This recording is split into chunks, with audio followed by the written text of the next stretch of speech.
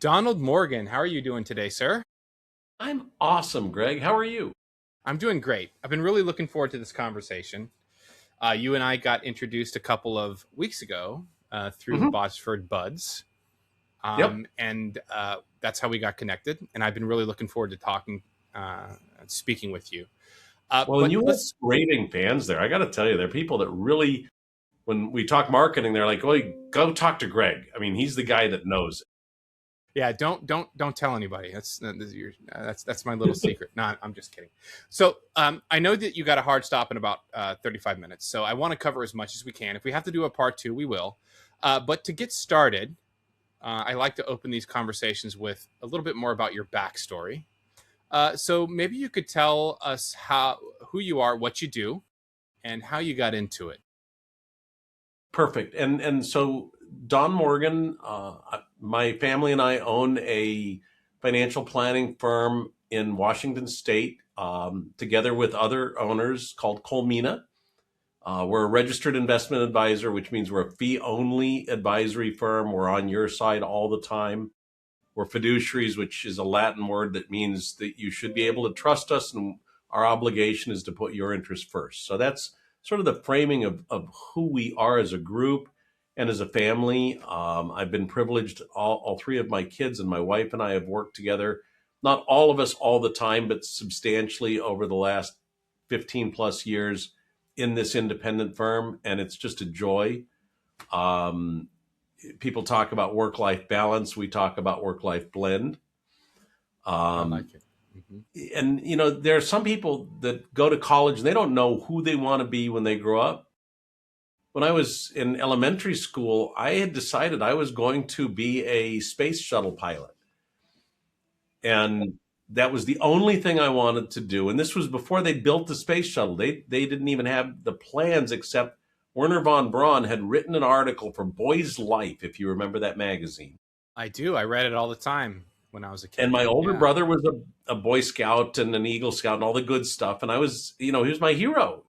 10 years older than me. I read everything he did. I wanted to follow him. He went in the Army. I was going to go to the Air Force Academy.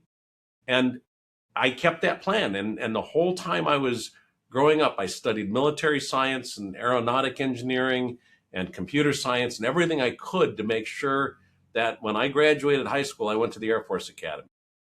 And in June of 1977, I graduated high school and I had my travel orders from the Air Force Academy and I had my life wired.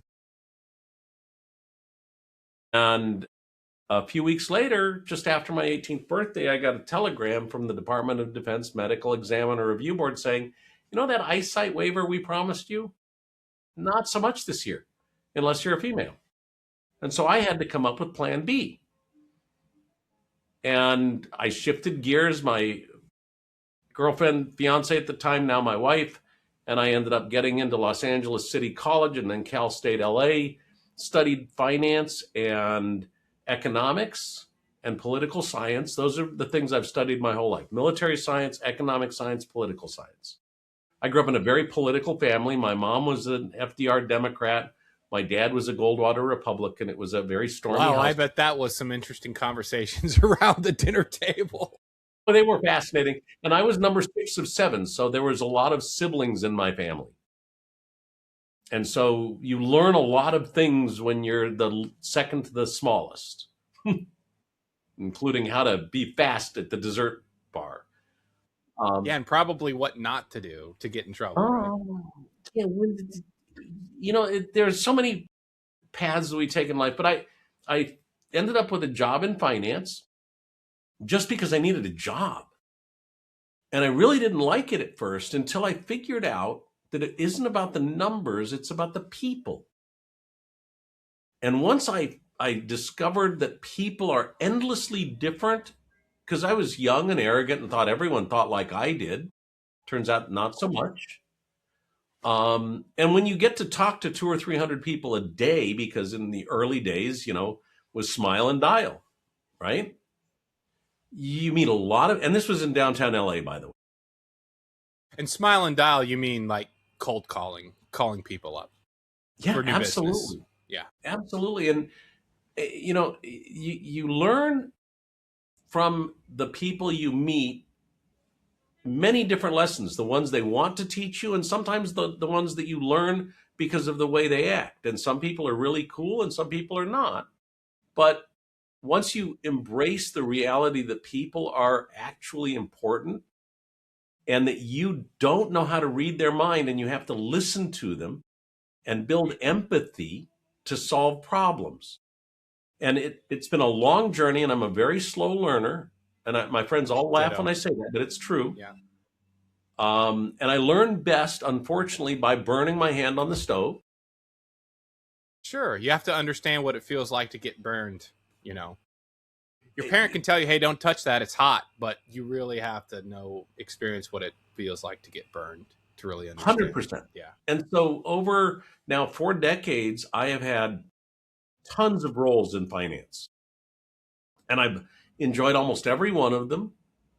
And what I do now is work as a financial planner and as a mentor and a coach for other financial professionals who are on our team, either in any one of 4 of our businesses. So we have 4 separate businesses, Greg, and that's very different than most advisors. So we have a financial planning business where people pay me to do planning. We have a asset management business where people pay us to build and run portfolios. We have a tax office where people pay us for tax planning, tax strategy work, and tax preparation. And then we have a risk management firm that looks at all of the aspects of risk in people's lives. And one of the core mechanisms that we use to manage those risks is called transfer. In plain English, it's an insurance company. People don't like insurance. Yeah. Well, can't necessarily blame them. It's kind of essential, but at the same time, too. But okay, so you've got your hand. You're a guy with deep experience, a lot of life experience, and at Colmena, right? Am I pronouncing Colmena? Colmena. Sorry. You are the lead financial planner, right? So how's that going? Tell me about what you do there and what it is about financial planning specifically that you think made the people at Colmena realize we need to bring Donald on. This is a great thing.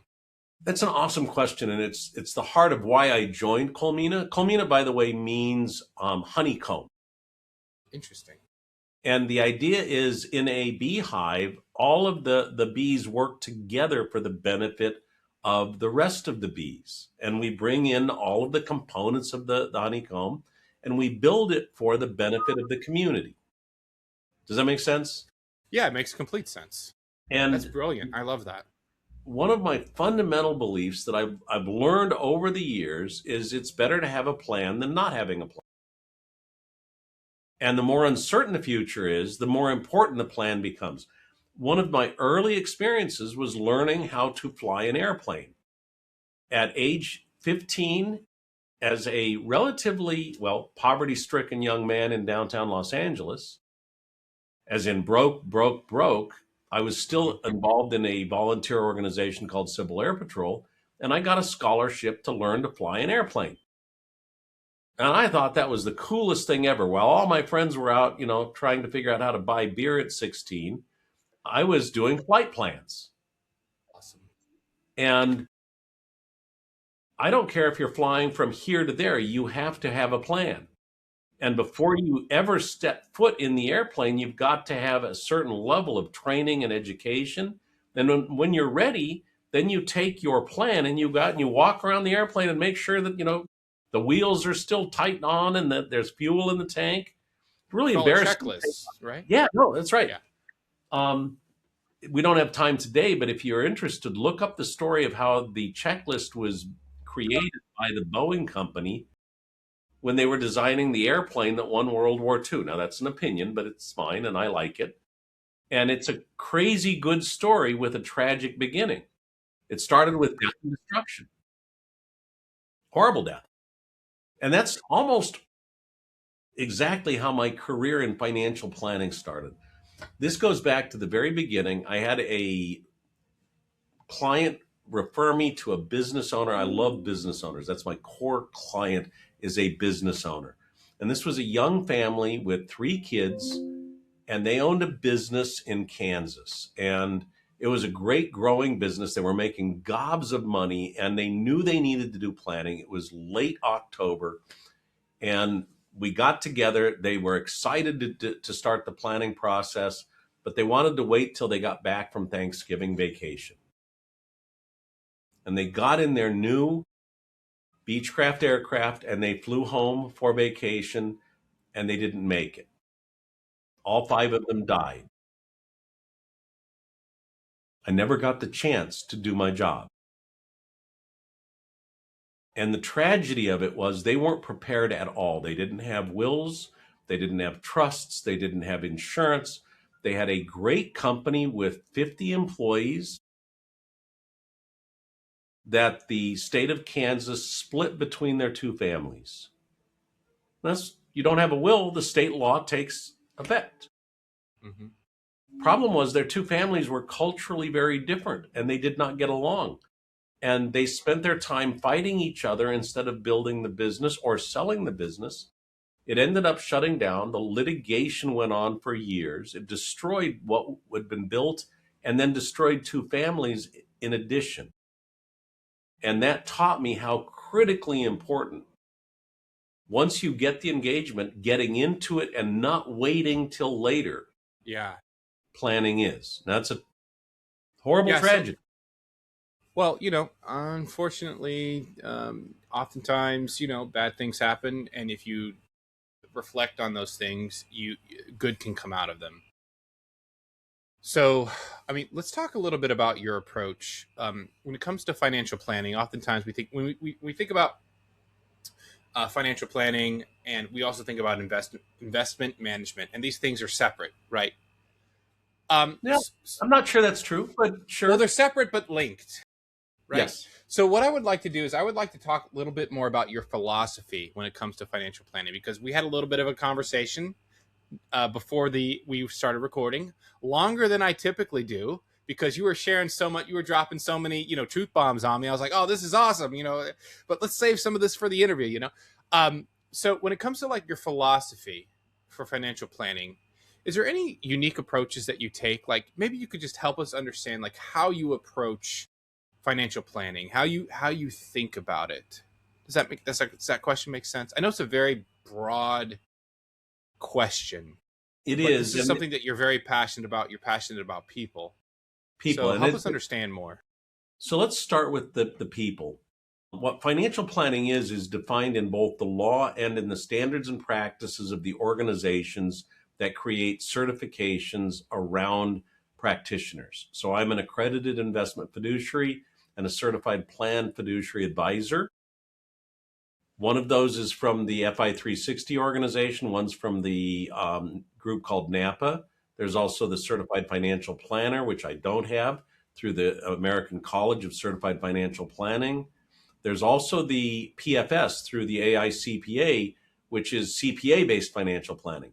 You strip all that away, and you find that there are 5 core components that every financial plan has to have. And you tick them off, and then you do the interview, and you gather all the data, and you put them all together, and you have this document. That's great. It adds no value to anyone's life. And I'm not demeaning the process. The process is critical, but we use the process to build rapport and trust and to identify the truth about the family, their assets, their goals, their tax picture, their risk picture. We start with risk. And by the way, the 5 pieces, just for the record, are cash flow analysis, risk management, liability management, asset management, and then the formal name is estate and other plans. We call it the life strategic plan. Because while death is inevitable, there's a whole life between now and death. Now, how long that life is, I have no idea. But we want to make sure that we give you the tools to live that life to the fullest the way you want to live it. Does that make sense? Absolutely. So we start with cash flow, because if we get cash flow wrong, everything else is null and void. And because my core competencies lie in the arena of business owner families, well, you're a business owner, Greg. How absolutely predictable every month is your income? Depends. When I first got started, it was like one-off projects, but then we switched more into like ongoing month to month things, which helped improve predictability. But I mean, the short answer is like not predictable at all. Unlike your cousin who works at the post office, who we Exactly. can predict almost with mathematical certainty, right? So I've chosen a much more difficult path than many of my colleagues because my clients have chosen a more difficult. Wait, why? Why? Okay, so what are some of the things when it comes to financial planning? Like what wakes you up in the morning? Why do you get out of bed in the morning? What is it about it that is so exciting to you? I get up every day really excited because I get to help people just like Gregory win at the great game of business. And because I help them win at the great game of business, their employees get paid better, their customers or clients earn more and do better. The small business community, the Main Street business community, creates over 100% of all the jobs created in the American job market. Yeah, it's the engine that turns the world, basically. Small business owners. Yeah, small businesses. 100%. Yeah. And there's a statistic in there, and I'm a big numbers guy because that's my world, that I absolutely hate and that I do battle with every day. And that is 8 out of 10 Main Street business owners will fold their tent and silently fade away rather than sell their business at a profit. 80% attrition. Interesting. And that means that all of the stakeholders of that business lose. And I want to change that. And it reminds me of the story of the grandfather and his grandson walking along the beach, and the grandfather picks up starfish and throws them out to the ocean. And the grandson says, "Grandpa, what are you doing?" And he says, "Well, starfish will die if they're out of the water for any length of time." And he picks one up and he throws it into the ocean. And he says, "I want to save as many starfish as I can." And the grandson says, "Me too," and starts picking up starfish and throwing them vigorously out in the ocean. And the time comes where it's getting dark, and Grandpa says to grandson, "It's time we go home." And he says, "But Grandpa, look at all the starfish that are still on the beach." And he says, "Son, we saved the ones we could save. There's always going to be more starfish. But my job is to get as many of them back in the water where they can breathe as possible, and then help them get to the finish line the way they want to. And to do it in a way that preserves and protects the family, the marriage, and the children in a meaningful way." And that's why I tell my team that what we do is the most noble part of the world of finance. So I'm passionate about it because I there's agree. nobility to it. I agree. Yeah, I completely agree, man. Maybe we could talk more about the people who come to you. So Yeah. when you meet with a family, uh, small business owners for the first time, maybe you could describe the type of person that typically comes to you. What's a typical situation that they might need you to lead them through? So one of my iconic clients, and it took me, I told you in our pre-interview that I'm a slow learner, and I really am. I have to learn something again and again and again. And then the light goes on and I'm like, oh, wow, I could have helped so many more starfish if I just figured that out. And so I I'm, hear you. I'm a slow learner too. I'm more methodical, slower. I've got to make sure the pieces fit together and that I experience this first before I'm completely sold on it. So I get it. I get it. so this young man 15 years ago came to me. He was a single 25-year-old-ish, 26-year-old. He and his partner came into my office. They found me on LinkedIn, and that's not unusual. People find me on LinkedIn all the time. I do a lot of writing. I enjoy writing, and I write on business topics and other topics, economics, love economics. And he comes in, and he and his partner sit down in my conference room. It's 3 p.m. on a Friday. I remember it like it was yesterday. And I said, "Gentlemen, you found me. How can I help?" And one of them said, we need a financial advisor. And the other one says, yeah, you're the fifth one we've interviewed today. And then the first one says, yeah, but you people, and he's got his arms crossed like this and he's scowling at me. You people are Sure. all Yeah. alike. You're going to ask me 5 questions and offer to sell me a mutual fund. I'm sorry, I'm not laughing because that's funny. I'm laughing because it's a little true, you know. There's some truth to it. And I said, I don't know. Are you here to buy a mutual fund? And he got a little irritated. He says, no, I'm here to hire a financial advisor. I said, okay, help me break that down.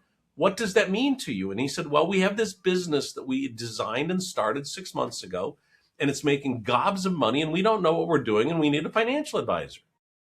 I said, awesome, you found the right guy. Let me ask you some more questions. Where is the money you've made, and how much have you made in the first 6 months? And they together said, we've made $250,000. It was like a chorus. I said, great, where is that money? And they said, well, in our checking account. I said, is that a business account? And they said, no, the bank won't let us open a business account. Interesting. Why not? They said, because they keep talking about numbers that we don't have and we don't know what they're talking about and they won't explain it to us because they can't give us advice. So we need a financial advisor to give us advice on how to do this. And I said, got it. You need somebody to help you build your bookkeeping and accounting team, your tax and your legal team. And they said, yes. I said, great, you're in the right place. And they hired me. Well, it sounds like that's a reflection of your ability to ask good questions and understand the reason behind why they're there in the first place. And it's so many people just want to try to sell, talk, but they never take a step back to truly understand and ask questions to the point where they know why you're here. It sounds like that's something that you're really good at, which explains why you also focus on the financial planning piece. Because in order to intimately understand somebody, you have to ask questions. You Right? have to. And we teach our young new advisors, and we have a very formalized education program run by a CFP who's also a chartered life underwriter and a master's in education, former classroom teacher with 45 years experience. So he's an integral part of our team. We teach 100%. young people coming into the industry, which is very rare. Very few firms actually mentor young people on a systematic basis. We do. That's crazy. That's because that's how it used to be, right? Like It mentorship's was. the best way to learn, you know? I agree 100%, but it's also Yeah, tough. And it's really it tough is if tough. you don't Yeah. have a system and a process. Yes. A One of the framework first, to follow. Sure. precisely, one of the very first things we teach them, Greg, is you cannot go into the first meeting with any product in your mind at all because you don't know. You have to Sure. go in with a blank sheet of paper. And then your goal is not to sell them anything. It's to find out what they need in a way that causes them to believe that you're the best financial advisor they've ever met. So they fall in love with you. That's the goal of that first meeting. It's not to get a paycheck. Yeah.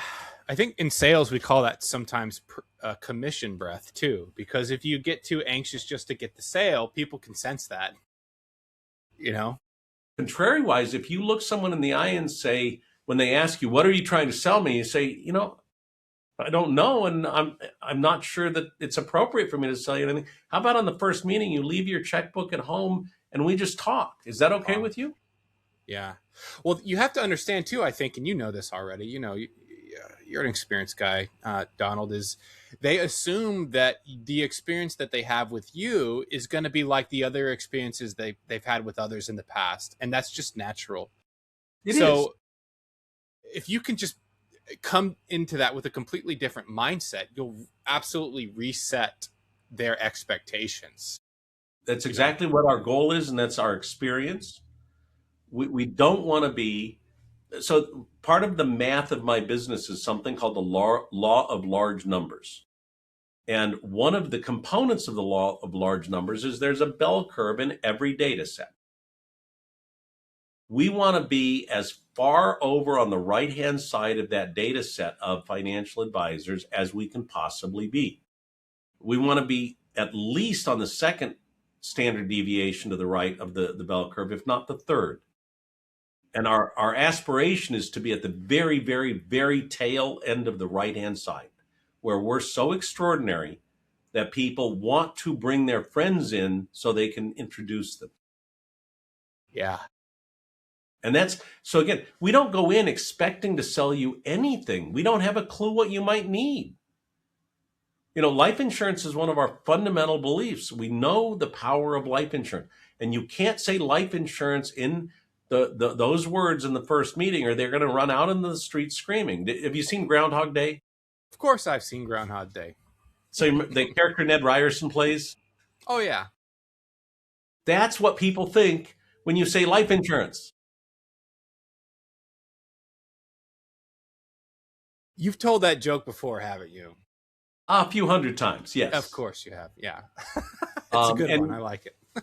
What we want, instead of Ned Ryerson, we want to be that super empathetic doctor that you were going to get. Now, this will date me. When you watched Marcus Welby, MD, you're going to have to look that up. Yeah, that's over my head here. He started in the late 50s, early 60s.